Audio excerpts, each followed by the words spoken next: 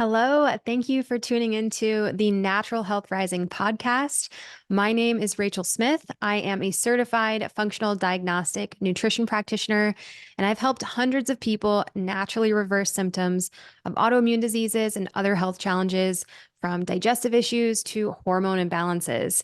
And in these weekly episodes, you're going to learn from myself and top health experts from around the world about functional medicine and holistic health tips to help you rise to your healthiest, happiest self. So, on this episode of the Natural Health Rising podcast, I have Dr. Josh Levitt with me. Dr. Levitt is a naturopathic physician with a degree in physiology from UCLA, a doctorate in naturopathic medicine from Bastyr University, residency training in integrated medicine, over 10 years of precepting medical residents from the Yale School of Medicine, over 20 years of direct clinical experience, and he's the co-founder and medical director at Up Wellness. He has helped thousands of patients with natural solutions to common, chronic, and complex medical problems with a focus on painful orthopedic and musculoskeletal conditions. Welcome to the show, Dr. Levitt. Thank you. It is good to be here. I'm kind of tired listening to all of that. Sounds like quite a career. I can't believe it's me, actually. Yeah, you should be proud of all of that you've accomplished over the years. Thank you. Thank you for that.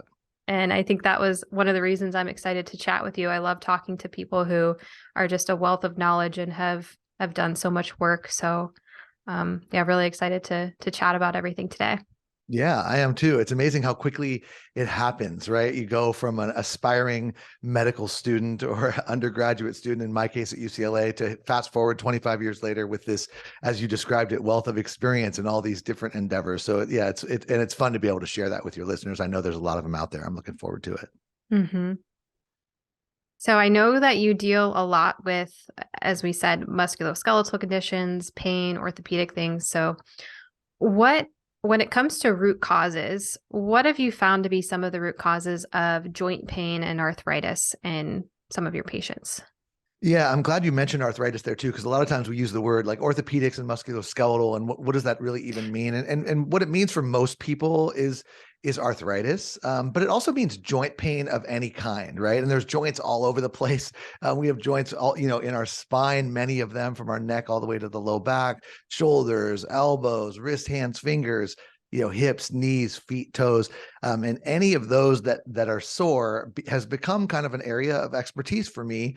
And that wasn't really by design. It was kind of by accident. There's just so many people across the spectrum of ages. A lot of people think that arthritis or joint pain is just like an old person thing, but it is absolutely not. I mean, this fits into the category of sports medicine for a lot of younger people, athletes who've been injured, everyday people across the age spectrum.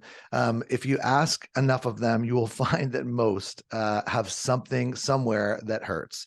And so because of just the widespread prevalence of this, it just became an area of specialty almost out of necessity, just to help my patients.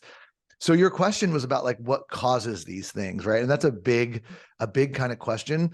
Maybe I'll just start off by saying the approach that a naturopathic doctor like me takes to these kinds of problems is very different and more, I'll use the word holistic or comprehensive than the approach that's taken by a conventional orthopedist. Mostly an orthopedist would look at like an X-ray or an MRI and say that arthritis is caused by thinning of the cartilage or bone on bone where the two bony surfaces are too close together, or degeneration of that sort. And it's a lot more than that. And we can get into the details. Yeah, please do get into the details of what's actually causing that explanation of maybe what the conventional doctors are saying. Yeah. So for sure, let's take, I think, maybe the most common joint that's painful in people, which is the knee. Maybe we start there. So there are countless people who will wind up in a primary care doctor's office and then an orthopedic doctor's office with knee pain. And usually the process goes something like, my knee hurts, they take some medications for it, and we can talk about those. That's like your over-the-counter ibuprofens, or maybe even more strong prescription anti-inflammatories, including steroids. They might get an injection. Eventually they get an X-ray or an MRI.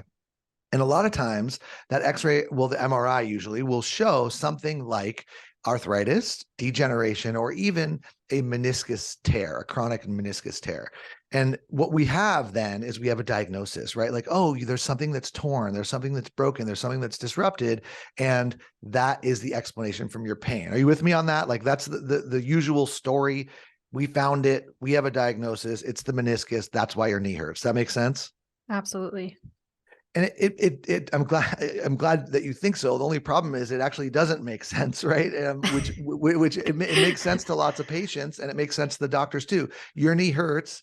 I found a meniscus tear on your MRI. Therefore, the meniscus tear is what's making your knee hurt. But here's the problem with that, and we're going to get into the specifics here shortly about the treatments and all the natural modalities. But here's the problem with this idea, is that there are legions of people who have meniscus tears in their knee who have no pain. In fact, in many people, we see a situation where they have pain in their right knee, let's say, and they have no pain in their left knee, but we get images of both. It's a common practice in medicine to get images of both sides just to compare and contrast. We can see meniscus tears on both sides, but remember, only the right knee hurts, but the left knee also has a meniscus tear. So what I would propose is that meniscus tear, and you could say the same thing for arthritis or other types of degeneration, is decidedly not what's making your knee hurt. In many, many cases, it's just what we call an artifact or a red herring or an incidental finding, right? Something that we can see that we think explains the pain, but in truth, it doesn't, because there's lots of people who have that same problem who don't have any pain. So that's my that's the preface for the next question, right? Which is like, well, what does cause the pain then? What is the real reason for the pain? And I've had about 25 years of observing patterns in people with joint pain, not just in the knee, but everywhere. And I've hit upon a few things, and I'm gonna give you 4 of the main ones. The first one is excessive inflammation.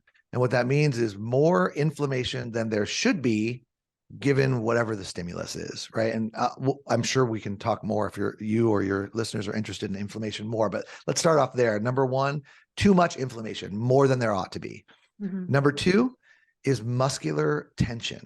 So that is excessive tension in the muscles that are crossing that joint or adjacent to that joint, acting on that joint. So muscles that are excessively tight can put extra pressure, extra force, minimize blood flow to the area, and increase the pain in a joint. So that's number 2, is muscle tension.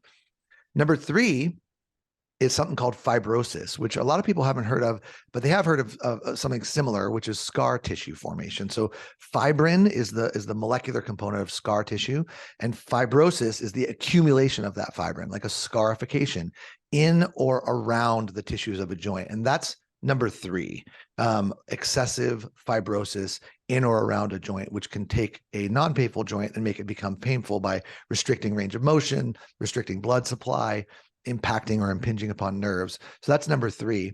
And then number 4 is a different category entirely. And that is more about the mind-body connection, like the psycho-emotional piece. And that I will leave it here by saying that for people who have pain, there's always a story, right? It's never just knee pain. It's always knee pain in the context of a human life. And human lives are complex and messy sometimes, and they have stories and backgrounds and histories and anxieties. And when something hurts, a lot of times it dredges up a lot of that background for people and becomes another trigger for their pain. So those are the 4 things that I've observed: is excessive inflammation, excessive muscle tension, excessive fibrosis, and then the stories that we tell ourselves about pain. Those are the 4 things.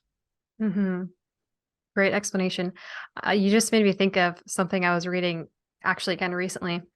Haven't there been sham surgeries done with meniscus tears and herniated discs on people?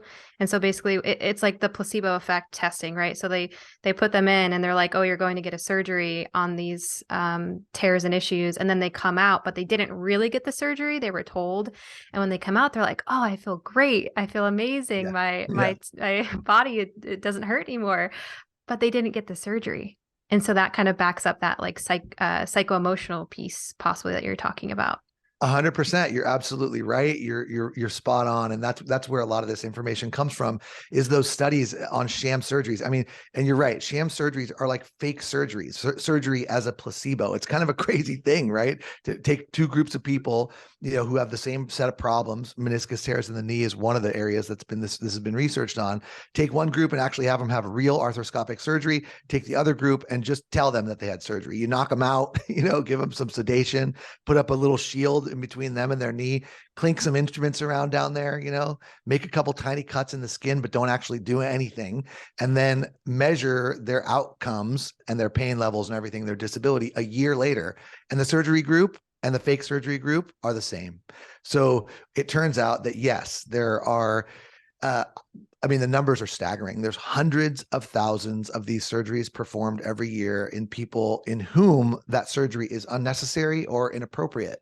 And and that's actually a tragedy in American healthcare, as far as I'm concerned. I mean, we should not be doing surgery on people for whom it's not a good choice, right? And it's really interesting too, because this issue is like a lightning rod, right? I talk about this like on Instagram and on TikTok and places like that, blog articles and whatnot, and say, unnecessary surgery. And it gets everybody really excited, but like in two ways. One group of people is like the alternative medicine people. They don't like the surgery. They don't like Western medicine. And they're like singing my praises. They're like, go doc, take them down. Surgery's bad, right? They believe it. Unnecessary surgery. And then there's another group of people that are like, you're completely off base here. My surgery was the best thing that ever happened to me in my life, right? Those are the two groups of people. And what I would say, and I think it's a really interesting thing to have a conversation about, is that like both of those things can be true, right? You can have surgeries that are done that are totally unnecessary or inappropriate. And you can also have surgeries that are done that are totally necessary, totally appropriate, and almost miraculous for people, right? Both of those things can be true. And it turns out both of those things are true. That's the state of affairs. I would like to see much less unnecessary surgery, and much more necessary or appropriate surgery. That's where I'm coming from on this one.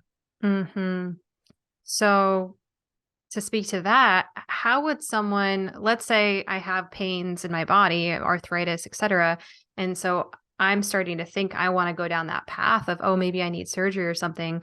But obviously you would probably take many, many other steps before then to address the problem, I'm assuming. So where would you start?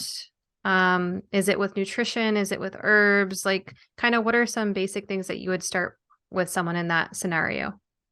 So you ask great questions, and it's a great arc of a conversation this way, because it's almost like a mind meld, right? So I would take a lot of different steps, and I even use the idea steps of like almost like rungs of a ladder, like steps up. If surgery is that very top rung of the ladder, on the so-called hierarchy of therapies that are available to a person, we don't use a ladder by jumping up to the top step first, right? Like that's not the way it works. I mean, there are some cases where that's necessary, trauma or extreme accidents. That's not what we're talking about here. But we're talking about a slow progression of pain and disability over time. We want to work our way up that therapeutic ladder, up that rung, up those rungs step by step, as appropriate for the person, right? So we always want to take into account the human who has this knee problem, because some people are willing and able to do certain things, dietary changes, exercise changes, et cetera. Other people aren't. And so meet someone where they are and then move stepwise from there. And to your question, so what are those steps like leading up to surgery?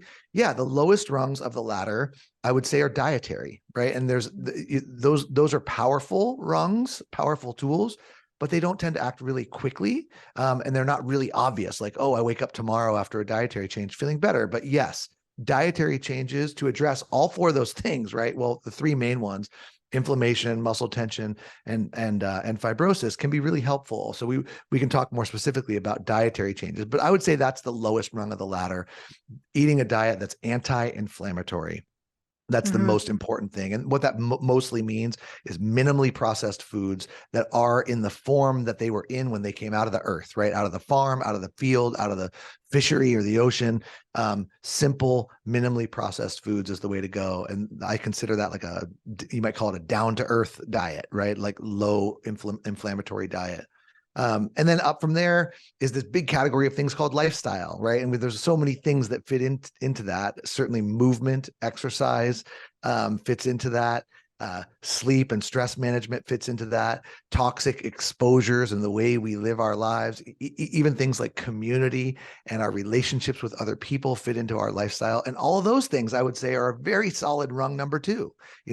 Again, you're not going to take a yoga class and have, a miraculous resolution of your knee pain overnight, but it's a really good start, and it might well turn into a pattern that's going to provide significant relief and maybe even avoid you a surgery later. So yeah, diet and lifestyle are the low rungs. Up from there, and we can get into specifics, I would put herbal medicines and nutritional medicines, things like turmeric, and we can talk specifically about that, boswellia, magnesium, these sorts of things that are useful as medicines, right? Supplements that are natural products. And then we could go up the chain from there into other types of fancier natural products, maybe even used by injection, and then up to over-the-counter drugs, and then up to prescription drugs, and then up to surgeries, right? So that's the latter as far as I'm concerned. Okay, awesome. We'll get to all of that. So let's dive into maybe the muscular tension piece a bit. So we have this muscular tension, which so many people do for many reasons, probably stress and maybe posture and like all these different things. And so this blood flow is being minimized. So can you get a little bit more into those lifestyle modifications for people to actually address that part? Yeah, absolutely. And I'll be as specific as I can here. So when we talk about muscle tension, and you're right, it happens for all sorts of different reasons. There's nutritional reasons. I mentioned magnesium briefly. It's not enough magnesium in your diet, which it's a woefully deficient nutrient in the average American diet because we don't eat enough of the foods that contain it. And sadly, environmentally, our soils are depleted in magnesium, our agricultural soil. So even if it's supposed to be in the plants, it's not there in the plants as much as it should be. So magnesium deficiency is just one example of a nutritional factor that can influence muscle tension.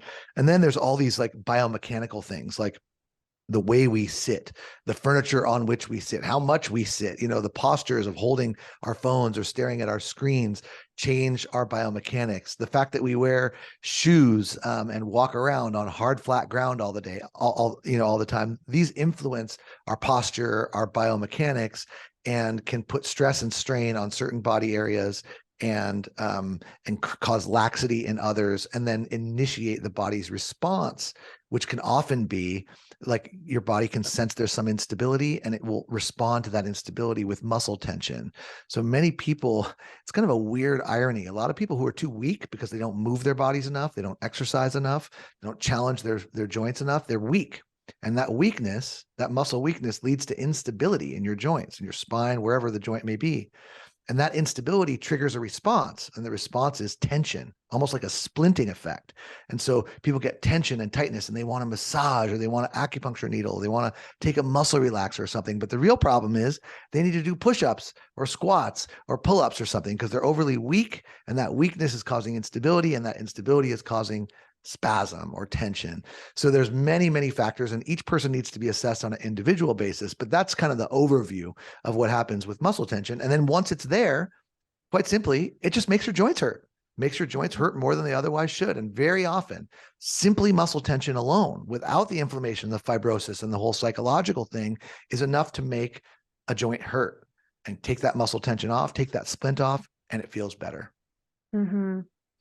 I'm a pretty fit person. And even when if I, for some reason, have a really busy work week and I was like, oh man, I didn't work out all week. Oh my gosh, I'm so bad. I've been sitting too much. I notice that pain in my body. That starts to increase. I'm like, okay, I better get back in the gym and start moving. But let's talk for the posture piece. Are there steps someone can take? Like you mentioned shoes, you mentioned some other things. Is there some actionable steps that someone can say, okay, this is how I can start to take better care of my posture and spinal structure? Yeah, there's so many things. And I think the specific answer depends on the area that we're most concerned about, because there's so many different joints that can hurt. But, yes, it is a complex and unified biomechanical system. I would say that the very first and most important thing, actionable thing, is to get up, right? To stand up, because sitting is just not an evolutionary appropriate posture, especially sitting on a chair with your back supported and your feet underneath you. That's just not a normal posture that really exists in nature. And yet many of us spend 8, 10, 12 or more hours a day in this position. To make matters worse, we spend that time usually with our eyes looking at something like a screen in front of us. And that causes our heads to go forward, our shoulders to go forward. And it's almost as if we're hunting, it's like we're hunting our screen. You want to pounce on it, which is fine if you're actually hunting, it's an evolutionary reflex. Eyes focus, head goes forward, shoulders go forward like we're going to pounce. But that's not supposed to happen for like 12 hours a day, right? And when it does, we have neck pain, we have shoulder pain, we have upper back pain. And so what I would, the first and most important lesson for people is to recognize these postures, recognize that you're sitting too much, recognize that your head is forward, and then do whatever you can to reverse that. That is to stand up, that is to pull the shoulders back, doing a stretch called a corner stretch or leaning into a doorway.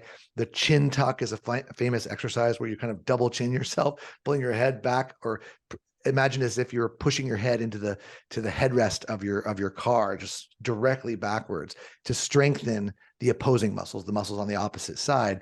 And then yes, we could get into specifics, and I do in much of my work get into specifics on a per joint basis, how to do these postural corrections. I'm happy to talk about any more joints, but that's the basic idea.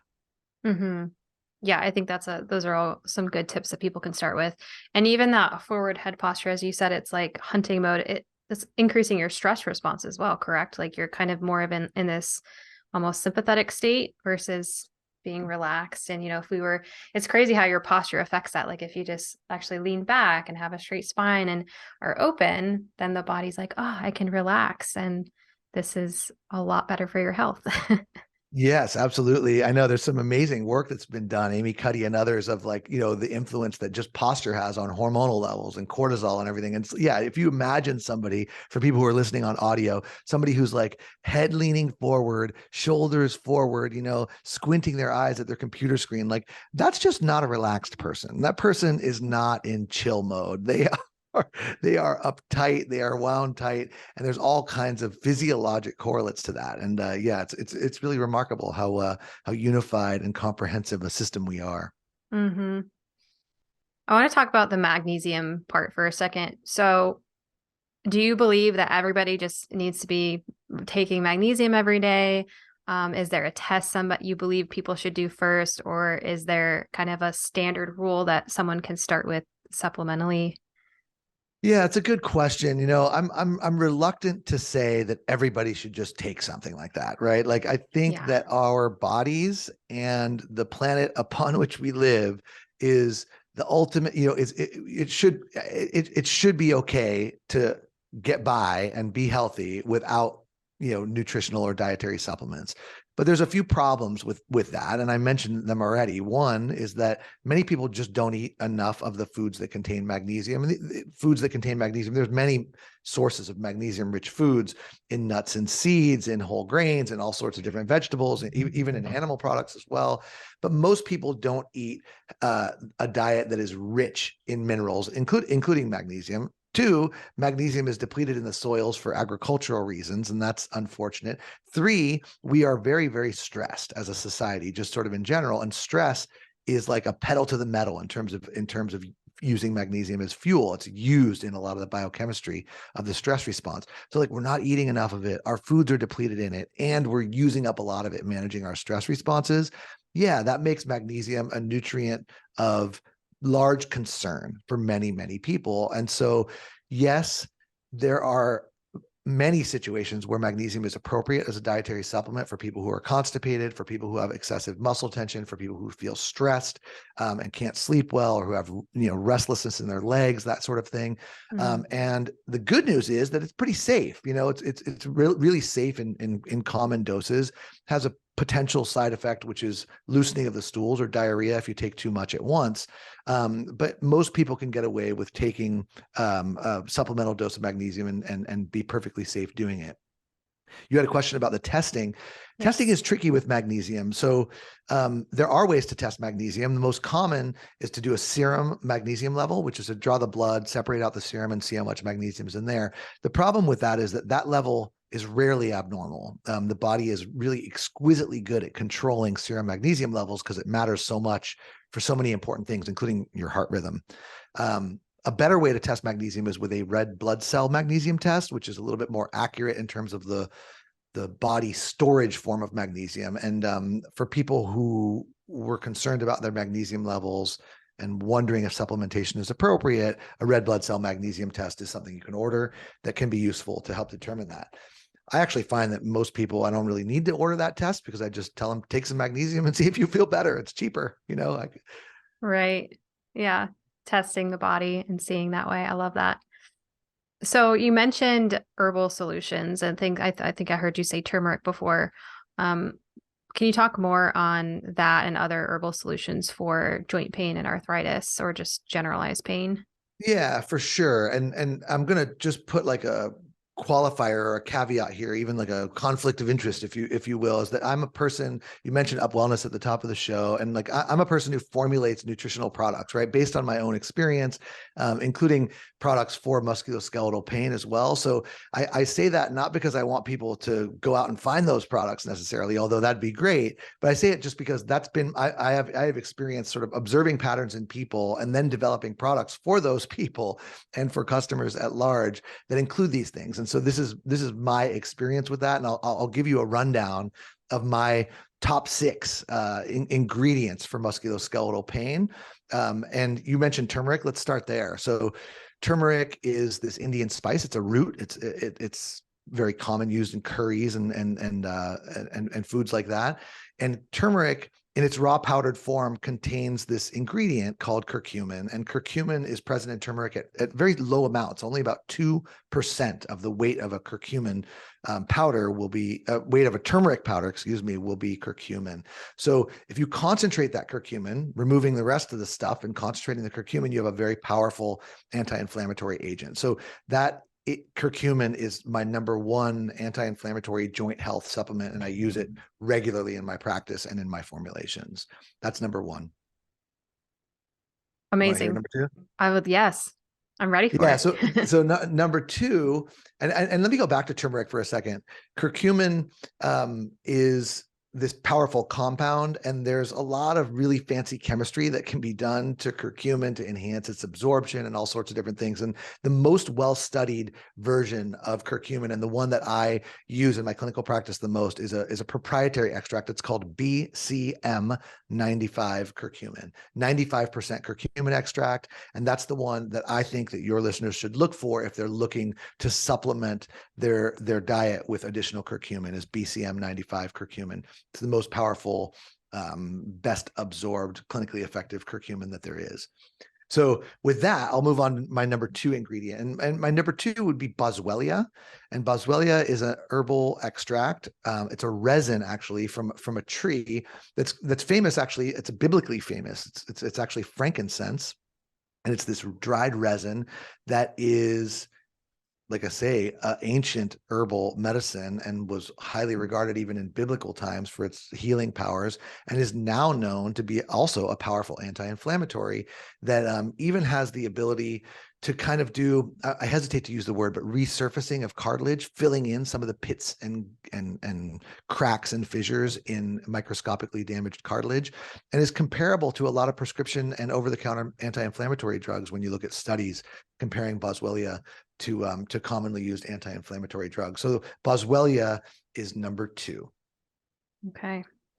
I do have a question actually about the turmeric. Yeah. Let's go back for a second. Yeah. So you hear all the time, a lot of times, that, oh, you need to increase the bioavailability of the curcumin. So are you saying that the BCM 95, is it already absorbable, right? Or do you still need to add a fat or a pepper or something to it to make it absorbable? Yeah, you got a great question. So The answer is both. So BCM 95 contains, the other 5% contains lipids that are in curcuma longa and that are in turmeric. So it's a turmeric essential oil. So there you have the fat component. Turmeric is better absorbed when it's taken in the context of fat. So BCM 95 includes turmeric oil as the other 5% of that ingredient, enhancing its absorbability. And you're right, curcumin is not terribly well absorbed. A lot of it, if you just take it whole, just winds up in the GI tract and you poop it out, quite literally. So we're always looking for ways to enhance absorbability, and BCM 95 does accomplish that. But, and I was going to probably put this one last, I do believe, because the studies are quite clear, that the addition of pepper or piperine from pepper, which is this extract from various different types of pepper plants, dramatically enhances the absorption of curcumin by like 2000%. So including piperine in with curcumin formulations, even if it's already more bioavailable in the form of BCM 95, enhances it even further. So yeah, I like both of those. All right. I'm going to play devil's advocate. Yeah, bring it. Pepper. All right. Yeah. There's some people who say that pepper can irritate the gut more, or possibly, since it's a nightshade, irritate people who have arthritis or more of like autoimmune based issues. Does this amount of pepper affect those things? Like, is any of that true? What are your thoughts on that stuff? Yeah, so I'm with you on that, and it is true. It is true that black pepper can be irritating to some people's GI tracts, right? It's a potent, pungent herbal extract, and so that part is true. I'm not concerned, so there is reality to that, right? When we give potent, pungent herbal extracts, including curcumin by that measure, or boswellia or black pepper in potent extracts, some people, especially those who have sensitive stomachs, can't tolerate it, right? And that's the risk, right? So there is a risk there. My experience with really thousands and thousands of patients over many years, and then hundreds of thousands of customers who use products that I formulated, is that the risk and the reward ratio strongly favors the higher absorption, higher potency products. And the risk of that is that, yes, there's going to be some people who are like, ooh, that was tough on my stomach, in which case, hey, that's not the right combination for you. And then we back it off, right? We might back out the piperine or the black pepper extract. We might back out or lower down the turmeric dose or the potency of it for people who can't tolerate it. But to me, it's a risk reward question. And I think the enhancements in bioavailability outweigh any risks associated with the administration of pepper. Okay. Amazing. All right. So we have curcumin, we have boswellia, and then what's number 3? Well, we put pepper on there, even though you didn't really like that one. It was number 3, but that's fine. Oh, pepper. Yeah, that was one of them. That was gonna be number 6, but we put it in as number 3. Okay. Pepper. So yeah, because and it's interesting also because pepper or piperine enhances the absorption of not just curcumin, it enhances the absorption of lots of different things. It also has this interesting effect on foods, right? When you put black pepper in foods, it helps to coalesce the flavors of food. So it's long been known as a culinary agent for its benefits on taste in food, but it has a similar impact on the absorption of nutrients, both in food and in herbal supplements. So given the caveat of the potential for GI irritation in some people, I think pepper is up there on the list of, and we're talking about very tiny amounts to enhance absorption. So in addition to that, I would put quercetin high on the list of ingredients that I love as a broad spectrum anti-inflammatory, antioxidant molecule that's a bioflavonoid molecule found in onions and found in apples and lots of other different fruits and vegetables. Quercetin has this kind of blanket-like action over many of the different enzymes in the biochemistry of the inflammatory response. And so I love quercetin as a tool in my musculoskeletal toolkit as well. That would be, I guess, number 3 or 4, depending on how we're counting. Amazing. And then is there another 1 or 2? Yeah, I got 2 more. We mentioned one of them already, which is magnesium. Okay. Magnesium is excellent, safe, well tolerated, and very useful for the muscle tension piece. And so we discussed that already. there's a lot of different forms of magnesium that are out there, and I get this question all the time, like which form is the best? And Mhm. you all these different forms of magnesium are ionic magnesium, the actual mineral, chelated, like bound to other compounds, and those compounds have names like magnesium sulfate, magnesium citrate, magnesium oxide, magnesium glycinate. The list goes on and on. Magnesium threonate is one of the new fancy ones. Um, I tend to prefer mag citrate in this context. Again, risk benefit ratio, good absorption, very inexpensive for most people, well tolerated unless you get too high, and then it'll cause a loosening of the stool. But Mhm. for my purposes, I usually go with mag citrate. If somebody is having trouble tolerating magnesium with GI problems, I'll switch to glycinate, which tends to be a little bit better tolerated. And so, yeah, that's the story on magnesium. Okay. And then last one. The last one is bromelain, and Ah. bromelain is a really interesting compound. It's a digestive enzyme actually, and it comes from pineapples. It's found in the stem and in the core of pineapple. It's largely responsible for that tingly numbness effect that you feel in your mouth if you eat pineapple. And it's also, and a lot of people don't know this, bromelain is the active ingredient in meat tenderizer. So if you ever buy meat tenderizer to like sprinkle it on a steak or something, you have a tough piece of meat. If you eat meat and you want to make it more tender, you could like whack it with a meat tenderizing hammer, right? That's a tool in the kitchen. Or you could sprinkle meat tenderizer on it, or do both. That meat tenderizer will chemically digest the gristle, right? The toughness factor, which is fibrin in that meat. And so bromelain is meat tenderizer. And it turns out that if you consume bromelain, as long as there's not a lot of protein in your stomach at the same time, that bromelain will get absorbed intact into your bloodstream. We can find it intact in the bloodstream, and it will exert its meat tenderizing effects on your body, wherever you might have your own toughness or fibrin.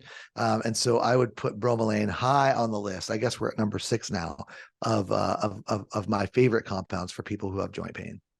So you're saying it basically tenderizes our muscles. That's kind of Totally. a fun way of thinking of that. That's exactly So, what it does. Yeah. okay, so a lot of people will take digestive enzymes with their meal that has some bromelain in it, Yep. which so great for digesting, but you're saying if we want to use it for a joint or muscle or pain, inflammation based approach, we want to take it away from our food, but bromelain only, right? Yeah, so you're absolutely right. Bromelain is a digestive enzyme. If you have a chunk of meat or any kind of protein that has, especially fibrous protein, fibrin protein in your stomach, that bromelain will work on the fibrin in your stomach, right? On the protein in Mm-hmm. your stomach. So if you're looking to get, and that can be good, right? That can be a great thing for people who have Mm-hmm. digestive problems and want to use a digestive enzyme to help decrease gas or bloating or enhance their digestion. But if you're looking to get the fibrinolytic, the fibrin breaking activity happening in your back or your knee or your hip or something, right? You want to take that bromelain away from food, or at least away from high protein containing foods, so that it gets absorbed and can do its action in your body, not on your meal. Okay. Great advice. Um, I want to make sure we talk about some of your mind body approaches because we touched on it a little bit and how Yeah. strong the connection is there, but I think it's really fascinating and important for people to know more about that. So can you speak a little bit more about it, and are there specific approaches you use with patients for this? Yeah, I mean, we could have a whole podcast episode on this alone, maybe even a whole series, because it's such a complex topic.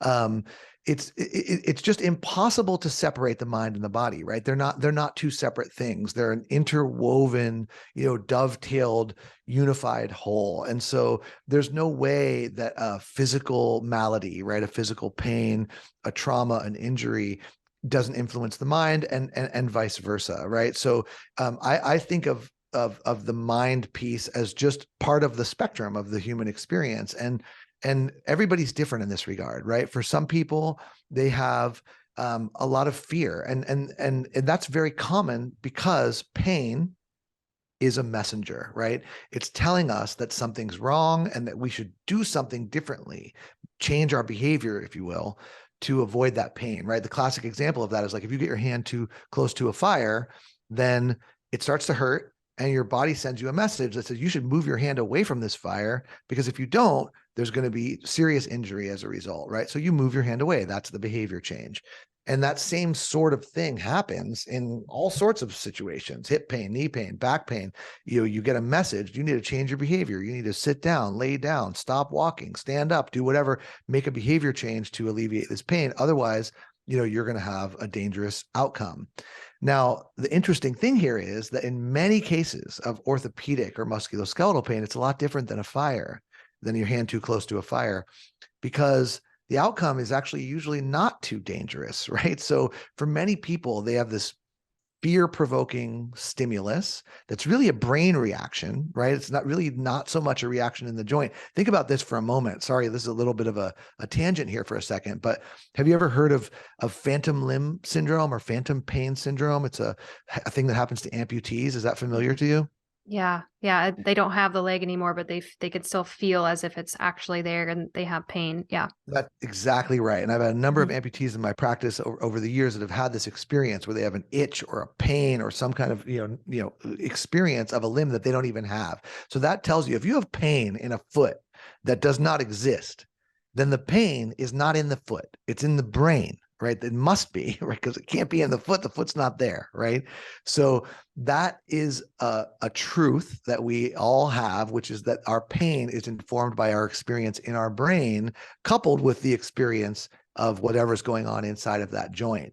And because our brains are so complex and so informed by our own experiences and our stories and our fears and our baggage and our belief systems, when we have a pain in a part of our body, it often triggers us and, unleashes these demons of our own baggage. So people will experience things like, oh my gosh, my knee hurts. Now I'm worried that I'm going to be in a wheelchair like my grandma was, or now that I'm worried I'm not going to be able to walk or run or perform my sport or do my work, and then I'm going to lose my job and my money and and all the things, right? So that we tell ourselves stories about the experience of the pain. Usually they're not true. And usually the pain that we are experiencing musculoskeletally is not as dangerous as it sometimes feels. And so what I often counsel people with is this idea that it's not dangerous, it just hurts.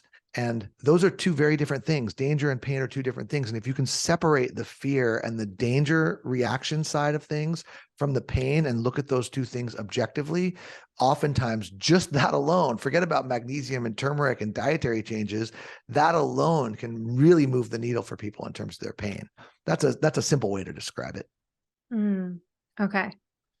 What if someone has a challenge doing that? What if they're like, I can't turn off the switch in my brain that says to stop being so fearful? Are there other practices that they can do to modulate that?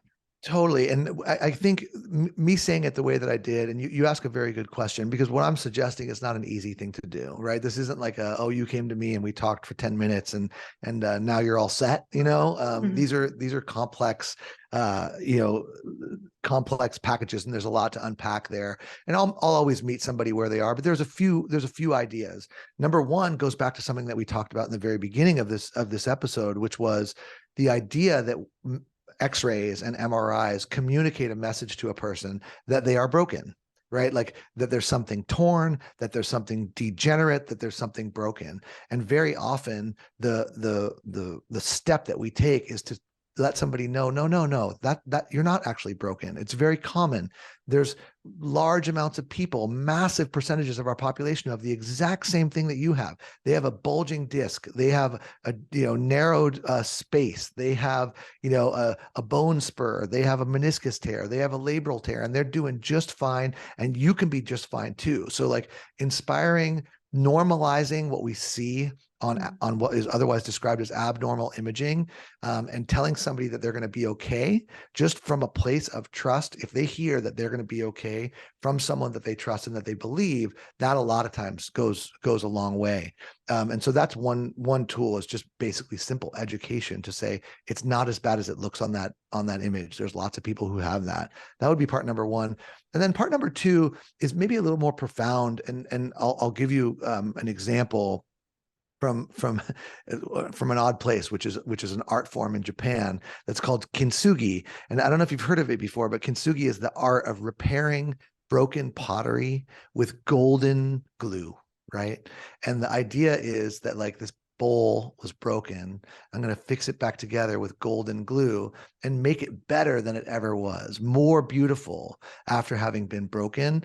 And so there are some people who are they're busted up, you know, they had a trauma, they had an injury, they had a surgery, they lost a limb, and it's very difficult sometimes to get past a thing like that. And again, this isn't a 10-minute conversation, but when we start to engage a person in exercise of like, this is the new you and your scars are part of your story and you're actually more beautiful having been broken, just like that bowl. I'll show them a picture of a Kintsugi bowl.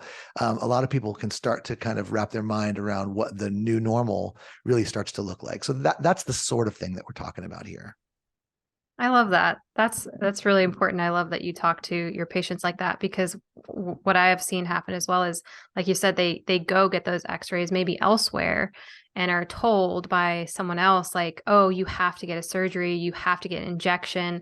This is going to be bad if you don't do this." And so Yeah. that invokes that fear response. But then when someone like you who can explain, "Hey, don't worry, everybody actually has this." And then when we think about all the things that we just talked about, the phantom limb and the sham surgeries and all of those things, that it starts to make sense. Like, oh, okay, I can actually fix this and repair this and start to calm my mind about this situation, and there is hope for me. So that's really cool that you can help people through that Yeah, process. and that is the nature of the work. It is a progression that way, meeting people where they are, explaining things that they don't understand in words that they can understand, inspiring some hope, giving them a pathway, which I hope that we were able to do here today. And then also understanding that like if for a lot of those people, you know, they get that advice, they need an injection, they need surgery. That sounds super scary, right? Like it's very scary. I get that. And like as I said before, there may be a time and a place for it for some people. There unquestionably is.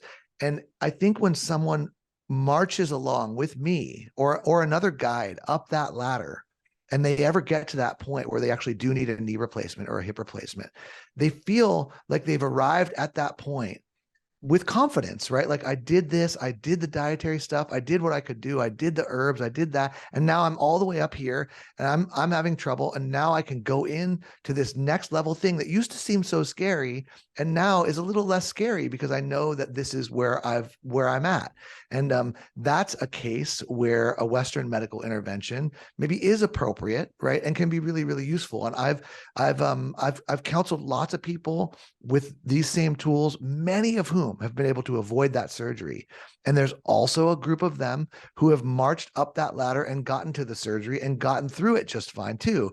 And I think that it's beautiful that we have access to these tools. I mean, medicine comes in lots of different shapes and sizes, lots of different forms. And I like to define it in the broadest possible terms. Surgery is most definitely medicine, but so are supplements.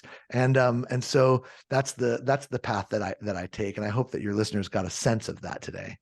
Yeah, definitely. Oh, there are so many things that I want to talk about more, but we're definitely running out of time here, and I know you've got to go. Are you open to doing like a really quick 5-question speed round? Bring it on. Let's do it. 5 minutes. First thing that comes to your mind. I'm a talker though, so you this is dangerous territory. Well, we have 5 minutes, so less than 1 minute per answer. I'm watching the clock. Let's go. Let's go. All Let's right. do this. Number one, what's your favorite device or biohacking tool to maintain a healthy body? My favorite device or biohacking tool to maintain a healthy body. I'm going to probably go off track a little bit on this one and just say my bed, Hmm. sleep, you Yes, know, that's a good one. arguing for sleep. Yes, I don't think it needs to be high tech, but my bed is the number one biohacking tool, and spending enough time in it, quality time in it, doing the things that we do in beds. Most importantly, sleep is probably my number one biohacking tool.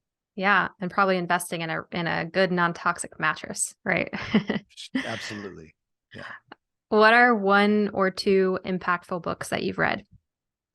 Oh my gosh, that's a great question. My most recent book that I read was was this it was an autobiography by Flea, the bassist from the Red Hot Chili Peppers. I don't know that Okay. that was so impactful on my medical career. I think the work of John Sarno, I would point a lot of people in that direction. John Sarno is an author who's written extensively about mind-body medicine and the impact on orthopedics. So anything by John Sarno would be high on my list. Okay, great. What's one supplement that you couldn't live without? That is a good question. We talked about a lot of supplements today. I think that I'm going to have to go with curcumin as my number one supplement that I would, if stuck on a desert island, that would be my number one pick. Okay. What's your favorite hobby? Easy one, surfing, hands down. Okay. I was going to guess that. I saw that on a picture of you on your website with the surfboard. Yeah. I love surfing too. And final question, if you could leave the listeners with one tip that they could implement this week that can help them live a healthier, happier life, what would that be? Thank you for asking. This is a good one and something that we didn't talk about. And it's in that mind body area. And I'm going to share with you briefly. I know this was the speed round, but there was a study a few years ago out of University of California at Berkeley looking at the impact of emotions on inflammation. And inflammation, as we talked about, is a really big driver of disease and symptoms. And we've known for a long time that negative emotions are bad for your health and positive emotions are good for your health. But we didn't really know like which of the positive emotions, because there's many, was most strongly associated with lower inflammatory levels. Like think of positive emotions: happiness, contentment, joy, gratitude, love. These are all positive emotions and they're all good for you. But it turns out that the positive emotion that's most strongly correlated with lower levels of inflammation is awe, AWE, awe. Finding awe in life, right? In technology, in nature, in each other, in our own bodies is associated with lower levels of systemic or body-wide inflammation. And so if you're asking for a tip for people, the easiest thing that you can go and do that costs you nothing is just to go find something awesome and just appreciate it. That's all. Okay. We may not be able to answer this, but how does awe differ from gratitude? Is it like it's similar in a sense, right? Like, wow, It's a that's great so question. incredible. That's a great question. They're different, I think. They're similar, yes, but they're different. And gratitude has to do with feeling grateful or thankful for the good stuff that exists in your life, seeing the good in things. And awe, I think, is about connectivity, and recognizing like it's more about, it has a humility vibe to it, right? Like awe is feeling small in the context of that which is so big around us. So for some people, awe is like, it's harder to be, I don't think it's so easy to be grateful or feeling gratitude when you're looking at the ocean or a mountainscape, for example, but it's easy to be in awe of that. So like, wow, the ocean, it's so big, it's so powerful, there's so much there, the mountains, the beauty. I think when you're experiencing the positivity associated with like the appreciation of nature, it's, yeah, I'm grateful that I'm here in nature and able to experience this, but I'm in awe of what I'm experiencing, right? I'm grateful that I can observe the bees and the ants and the bugs in the yard, but I'm in awe of the way that they interact with each other, or the behaviors that I'm witnessing, and so they're new. It's nuanced, but it's different. And awe is the thing that has been studied as an anti-inflammatory emotion. How about that? Yeah, that's fascinating. Yeah, it's Okay. pretty cool. That is super Works cool. well with the surfer vibe too, right? Because it's just awesome, like it's like I, yeah. awesome in both the surfer vibe sense of the word, but also in the dictionary definition of it as well. Yeah, I love that. Yeah, I feel like I'm doing pretty good because every time I look around, I mean, I live in Arizona, so outside right now I can see mountains, and sometimes we can see like these beautiful big moons and suns at the same time, and I'm always like, wow. So Yeah, yeah, that's super that's cool. good. Yeah, I It's good can't. for your health. Yeah, it's It good for your is. health. All right, so wrapping up, do you have any final thoughts or just want to share where listeners can find you? Yeah, thank you. I think I hope we did a good service to your listeners here today. And as far as where people can find me, so I am the medical director and the main spokesperson for a company called Up Wellness, and we have a website, not surprisingly, called upwellness.com. And I also make a lot of content about this and all sorts of natural medicine topics out there on the interwebs, including on Instagram, where I am Dr. Josh Levitt. And also on TikTok, where we've had a few pop off lately, which is pretty fun. And my handle there is @upwellness. So check me out there and like and follow along. It's a fun ride. Yeah, I was telling you earlier, I was stalking Dr. Levitt on his social media, and it's got fantastic videos. So highly recommend going and watching his stuff. And we'll put the links to all of these places in the show notes. So thank you so much for being on the show. Yeah, it was a pleasure. Thank you so much for watching this video.